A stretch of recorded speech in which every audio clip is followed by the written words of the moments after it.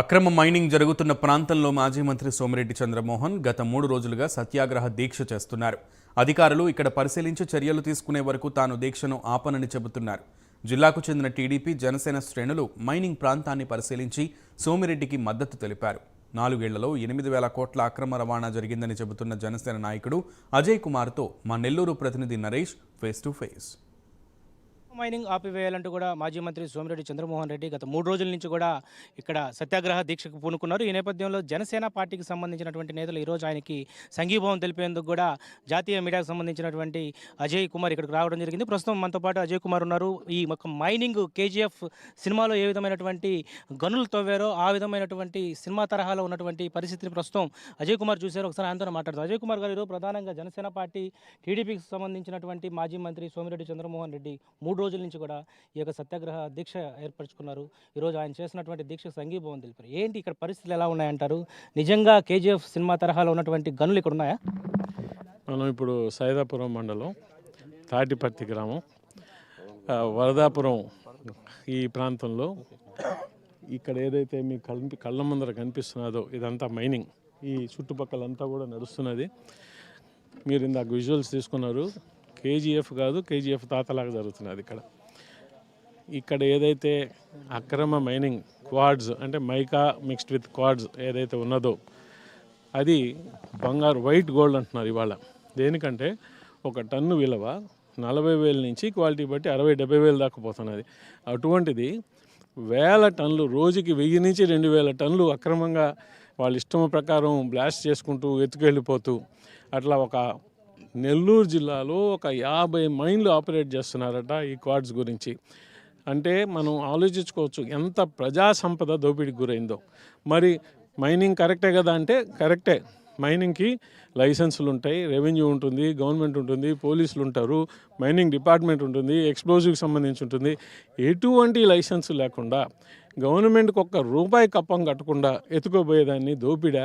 ఇది ఏ విధంగా దీన్ని వర్ణించాలో కూడా నాకు అర్థం కావట్లేదు. అని ఇక్కడ ప్రధానంగా మీరు ఏదైతే సోమిరెడ్డి చంద్రమోహన్ రెడ్డితో పాటు ఈ ప్రాంతం అంతా పర్యటించారు.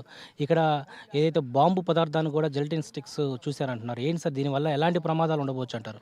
ఏమండి, మేము అక్కడ చూసాం, బస్తాలు ఎక్స్ప్లోజివ్స్ ఉన్నాయి. మీరు కూడా విజువల్స్ తీసుకున్నారు. అవే కాదు, జెలటిన్ స్టిక్స్ ఉన్నాయి, కనెక్టింగ్ వైర్స్ ఉన్నాయి. ఎవడు కాపలా కాసేలేడు. ఇవాళ మేము ఒక 100 మంది 200 మంది పోయి తీసుకొని అసాంఘిక చర్యలు రాత్రులు అట్లా దానికి ఏం లేకుండా ఎవరో ఎత్తుకెళ్ళిపోయారు అనుకోండి. ఇవాళ బ్లాస్టింగ్ అమ్మోనియం అయితేమి, జెలటిన్ స్టిక్స్ అయితేమి, వైర్లు అయితేమి ఇవన్నీ తీసుకోపోతే రేపు ఏదన్నా జరగకూడని సంఘటనలో వాటిని వాడి జరిగితే బాధ్యులు ఎవరు? ఇందాక రమణారెడ్డి అన్నట్టు పాపం చుట్టుపక్కల గ్రామస్తులు, అమాయకులు, చెంచులు, ఈ ట్రైబల్స్, గిరిజనులు వాళ్ళ మీద కేసులు పెట్టేసి చేతులు దులుపుకుంటారు.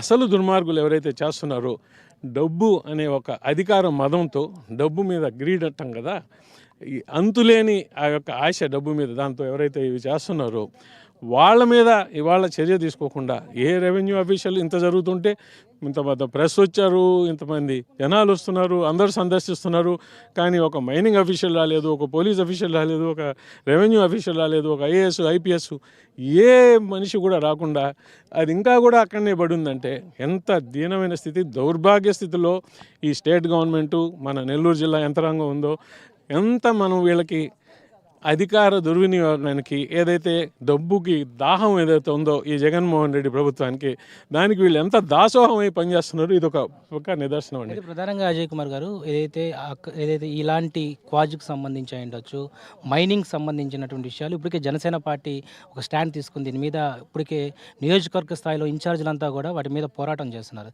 దీని మీద ప్రస్తుతం మీరు చూసినటువంటి క్వాజ్ ఏదైతే ఉందో తెల్ల బంగారం తరలిపోతున్నా అంటున్నారు. దీని మీద మీ నాయకుడు అధినేత పవన్ కళ్యాణ్కి ఏదైనా ఇన్ఫర్మేషన్ జారీ చేసే అవకాశాలు ఉన్నాయా? రానున్నటువంటి రోజులు ఎలాంటి కార్యాచరణ సిద్ధమవుతారు? ఖచ్చితంగా అండి. ఇవాళ నేను చూసింది ఏదైతే ఉందో మా నాయకులు పవన్ కళ్యాణ్ గారు కానీ, నాదెండ్ల మనోహర్ గారు కానీ, నాబాబు గారు కానీ వీళ్ళందరికీ నివేదిక ఇస్తాం.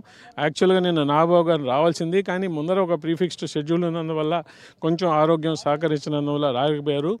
నేను వెళ్లాల్సింది ఉండి ఇక్కడ ఉండండి, మీరు పోయి చూసి నాకు నివేదిక ఏంటి అని చెప్తే నాగబాబు గారి ఆదేశాల మీద ఇక్కడికి రావడం జరిగింది. ఖచ్చితంగా కూడా మా నాయకులు ఎవరైతే ఉన్నారో అందరికీ నివేదిక ఇస్తాము. నివేదిక ఇవ్వడమే కాదు, దీని తర్వాత ఏం చర్యలు తీసుకోవాలన్నా కూడా వాళ్ళ ఆదేశ ప్రకారం వాళ్ళు ఏం చర్యలు తీసుకోమంటే ఎటువంటి దీంట్లో దీక్షల్లో పాల్గొమన్నా కానీ ఇంకేం చేయమన్నా కానీ చేయడం జరుగుతుంది.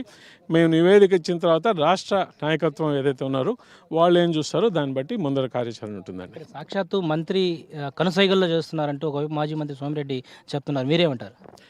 ఏమండి, దాంట్లో దాకే ఉందండి. ఆయన ఇంటి పక్కనే ఉందంట ఆ డంపు తీసుకుపోయి, మళ్ళీ వాళ్ళ కళ్ళు కనిపివా? నెల్లూరు నగరంలో మా నాగబాబు గారు వస్తున్నారు, మేము సమీక్షా సమావేశాలు పెట్టుకుంటామని జస్ట్ మన డిఆర్ హోటల్ నుంచి మెడ్రాస్ బస్ స్టాండ్ సెంటర్ నుంచి కస్తూరిదేవి దాకా మేము ఫ్లెక్సీలు పెట్టుకుంటే స్వయాన మున్సిపల్ కమిషనర్, ఆయన ఐఏఎస్ ఆఫీసర్ అంట, నాకు తెలియదు, చాలా కుర్రవాడు, మరి ఒక బాగా చదువుకున్న ఆయన వచ్చి ఒక లారీని పట్టుకొని పోలీసుని పట్టుకొని దగ్గరుండి ఎత్తేసిన అంత అలర్ట్గా ఉండే యంత్రాంగము, ఇంత వందల కొద్దీ బ్రిటనేటర్లు, వందల కిలోల అమోనియము ఇట్లా బ్లాస్ట్ చేసే మెటీరియల్ అంతా ఉంటే జిల్లా యంత్రాంగానికి తెలియదా, లేకపోతే రాజకీయ నాయకులకు తెలియదా? వాళ్ళ కనుసైగల్లోనే జరుగుతున్నది ఈ దోపిడీ. వాళ్ళే చేస్తున్నారు, వాళ్ళు కింద నుంచి పైదాకా అందరికీ భాగస్వామ్యం ఉందని చెప్పి ఇదొక్కటి బట్టే తెలుస్తున్నది. అది ఆయనకు తెలియకుండా జరిగేది కాదు. 100% ఈ దోపిడీకి స్టేటే కారణము. ఇది మొత్తానికి మానవ వనరులను యథేచ్ఛగా కూడా అక్రమార్కులు దోచేస్తున్నారు.